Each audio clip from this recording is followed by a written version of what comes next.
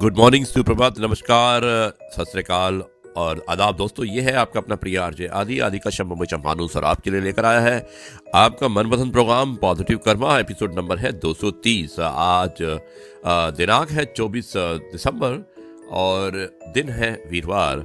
दोस्तों, एक छोटी सी कल गलती हुई थी। मैंने कल एपिसोड नंबर 230 बोला था, हालांकि वो एपिसोड नंबर 229 था। इसके लिए मैं माफी चाहता हूँ। आज है एपिसोड नंबर 230 पॉजिटिव कर्मा। शुरुआत करते हैं इस कार्यक्रम की और वो कुछ इस प्रकार है। अपनों के लिए चिंता हृदय में होती है, शब्दों में नहीं, और अपनों के लिए गुस्सा शब्दों में होता है, हृदय में नहीं। बस यही एक अटूट प्रेम की परिभाषा है। दोस्तों, कर्म कर, जिक्र ना कर, शुक्र कर, फिक्र ना कर। यह है आपका अपना प्रिय आरजे आदि आदि का शम हमेशा मानोस और आपके लिए लेकर आया है आपका मनपसंद programme positive karma. Episode number 230, वीरवार का दिन, नई दिल्ली। दोस्तों, अब मैं आपको गुड़ के बारे में बताना चाहता हूँ। गुड़ यानी कि जैगरी। इसके बारे में अगर आप सुनेंगे तो आपको हैरानी होगी कि कितने प्रकार का गुड़ होता है और इसका कितना मूल्य हो सकता है। दोस्तों, गुड़ नहीं रहा गुड़, अब तो शक्कर को दे रहा है बात। 57 प्रकार के गुड़ और हजारों का मूल्य, जानिए गुड़ की दास्तान। तो ये दास्तान मैं सुनाना चाहता हूँ गुड़ के बारे में। क्या आप यकीन करेंगे कि गुड़ की कीमत भी 5,000 रुपये प्रति किलो हो सकती है? क्या आप यकीन करेंगे कि गुड़ भी 57 प्रकार का हो सकता है? शायद नहीं, लेकिन एक किसान ने अपनी सोच से ये सच कर दिखाया। दोस्तों, मेरठ के सरदार वल्लभ भाई पटेल कृषि विश्वविद्यालय में लगी प्रदर्शनी में आया एक किसान आजकल चर्चा का विषय बना हुआ है। वजह है उसका गुड़। इस किसान ने गुड़ से अपनी आय दोगुनी, 3 गुनी नहीं, कई गुना बढ़ा दी है। दोस्तों, अपनी सोच से इस किसान ने अपनी आय कई गुना बढ़ा दी है, जो मैंने आपको बताया। मेरठ के सरदार वल्लभ भाई पटेल कृषि विश्वविद्यालय में लगी प्रदर्शनी में एक किसान ने जब 57 तरह के गुड़ सहित 5,000 रुपए किलो वाले गुड़ का स्टॉल लगाया तो लोगों ने अपने दांतों तले उंगलियां दबा दी। 57 तरह के गुड़ तैयार किए थे उसने। दोस्तों, सहारनपुर के रहने वाले संजय सैनी नाम के इस किसान ने 57 तरह के गुड़ तैयार किए, और यही नहीं, इस किसान ने ऐसा गुड़ तैयार किया जिसकी कीमत बाजार में 5,000 रुपये प्रति किलो है। कितनी हैरानी वाली बात है, लेकिन मैं बताता हूं कैसे। दोस्तों, गुड़ सेहत दुरुस्त रखता है, यानी कि सेहत के लिए बहुत अच्छा होता है। किसान का कहना है कि गुड़ हमारी सेहत दुरुस्त रखता है। किसान ने बताया कि अगर हम मेथी का गुड़ इस्तेमाल करते हैं तो कभी आर्थराइटिस नहीं होता। अगर हम सौंफ, धनिया, अजवाइन का गुड़ दोपहर में इस्तेमाल करते हैं तो कभी आपको पित्त की बीमारी नहीं होगी।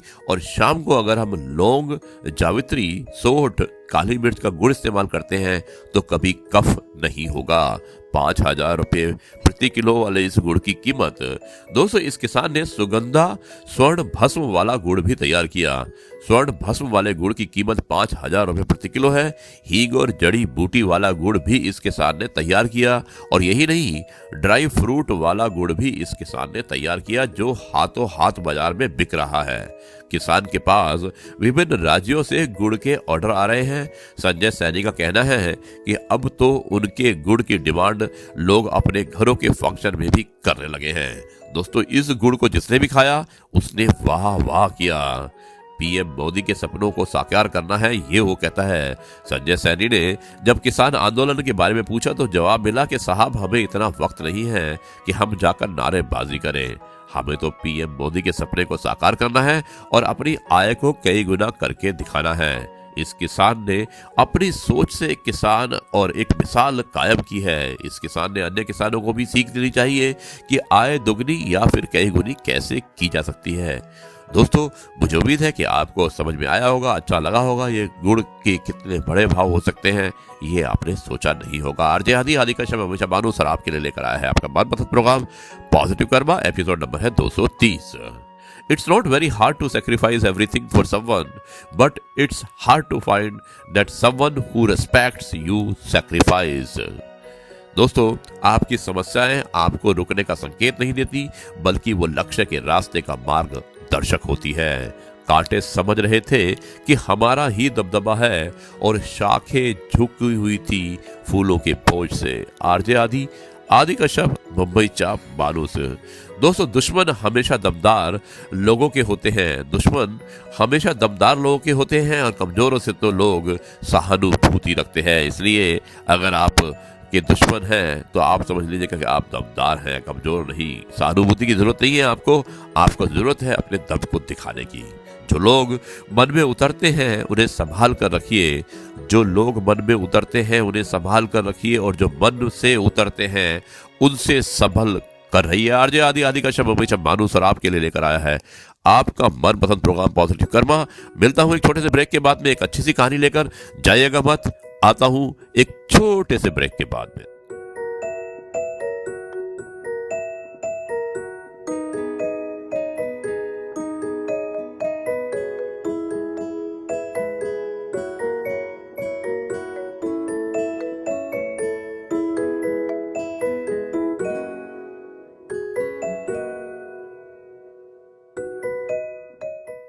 आरजे आदि मुंबई का मानूस एक बार फिर आपके लिए आपका मनपसंद प्रोग्राम लेके आया है पॉजिटिव कर्मा, एपिसोड नंबर 230। दिन है वीरवार और 24 दिसंबर। दोस्तों अब मैं सुनाता हूँ आरजे आदि विशेष कुछ अलग हो जाए, जिसमें हमें सुनाते हैं कहानी, और ये कहानी हमेशा शिक्षाप्रद होती है।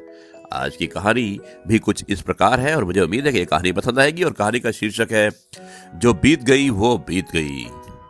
दोस्तों एक कॉलेज का छात्र था जिसका नाम था रवि। हमेशा चुपचाप रहता था, किसी से ज्यादा बात नहीं करता, इसलिए उसका कोई दोस्त नहीं था।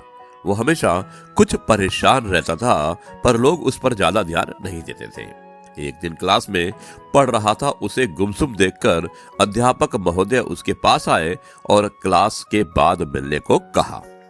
क्लास खत्म होते ही रवि अध्यापक महोदय के कमरे में पहुंचा। रवि, मैं देखता हूं कि तुम अक्सर बड़े गुमसुम और शांत रहते हो, ना किसी से बात करते हो, ना ही किसी चीज में रुचि रखते हो, इसलिए इसका सीधा असर तुम्हारी पढ़ाई में साफ नजर आ रहा है। इसका क्या कारण है? अध्यापक महोदय ने पूछा। रवि बोला, मेरा भूतकाल का जीवन बहुत ही खराब रहा है। मेरी जिंदगी में कुछ बड़ी दुखदाई घटनाएं हुई हैं। मैं उन्हीं के बारे में सोचकर परेशान रहता हूँ और किसी चीज में ध्यान केंद्रित नहीं कर पाता हूँ। अध्यापक महोदय ने ध्यान से रवि की बातें सुनी और मन ही मन उसे फिर से सही रास्ते पर लाने का विचार करके रविवार को घर पे आने के लिए बुलाया। रविवार जब आया तो रवि निश्चित समय पर अध्यापक महोदय के घर पहुंच गया। रवि, क्या तुम नींबू शरबत पीना पसंद करोगे? अध्यापक ने पूछा। जी, रवि ने झिझकते हुए जवाब दिया। अध्यापक महोदय ने नींबू शरबत बनाते वक्त जानबूझकर नमक ज्यादा डाल दिया और चीनी की मात्रा कम रखी। शरबत का एक घूंट पीते ही रवि ने अजीब सा मुंह बना लिया। अध्यापक महोदय ने पूछा, क्या हुआ? तुम्हें यह पसंद नहीं आया क्या? जी, वो इसके अंदर नमक थोड़ा अधिक पड़ गया है। रवि अपनी बात कह ही रहा था कि अध्यापक महोदय ने उसे बीच में ही रोकते हुए कहा, उफ, कोई बात नहीं, मैं इसे फेंक देता हूं, अब ये किसी काम का नहीं रहा। ऐसा कहकर अध्यापक महोदय गिलास उठा ही रहे थे कि रवि ने उन्हें रोकते हुए कहा, नमक थोड़ा सा अधिक हो गया है तो क्या हुआ, हम इसमें थोड़ी और चीनी मिला दें, ये बिल्कुल ठीक हो जाएगा। बिल्कुल ठीक कह रहे हो रवि, यही तो मैं तुमसे सुनना चाहता था। अब इस स्थिति की तुम अपनी जिंदगी से तुलना करो। शरबत में नमक ज्यादा होना जिंदगी में हमारे साथ बुरे हुए अनुभव की तरह होता है, और अब इस बात को समझो कि शरबत का स्वाद ठीक करने के लिए हम उसमें नमक निकाल नहीं सकते, लेकिन इसी तरह हम अपने साथ हो चुकी दुखद घटनाओं को भी अपने जीवन से अलग नहीं कर सकते।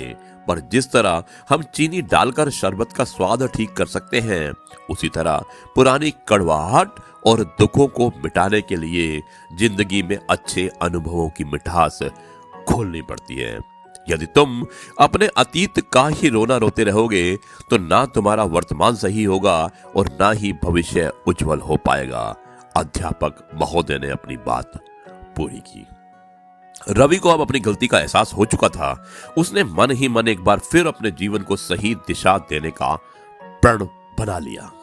दोस्तों, हम भी अक्सर बंद होते हुए दरवाजे की तरफ इतनी देर तक देखते रहते हैं कि हमें खुलते हुए अच्छे दरवाजों की भनक तक नहीं लगती और हमारा जीवन दुखों के सागर में ही डूबा रहता है। जरूरी है हम अपनी पुरानी गलतियों या फिर तकलीफों को भूलना सीखें और जिंदगी को फिर से नई दिशा की ओर मोड़ें। यह है आपका अपना प्रिय आरजे आदि आदि कश्यप मुंबई से मानूस और आपके लिए लेकर आया था आपका मनपसंद programme positive karma episode number 230 24 दिसंबर। दिन है वीरवार और स्थान है नई दिल्ली। कार्यक्रम का नाम था पॉजिटिव कर्मा। दोस्तों अब मैं इस कार्यक्रम की यहीं पर समापन करता हूं। कल आपसे एक बार फिर मुलाकात होगी एक नई कहानी, नए किस्से और नए वार्तालाप के साथ। तब तक के लिए आपका प्रिय आरजे आदि आपसे कहता है नमस्कार, जय हिंद, वंदे मातरम, भारत माता की जय।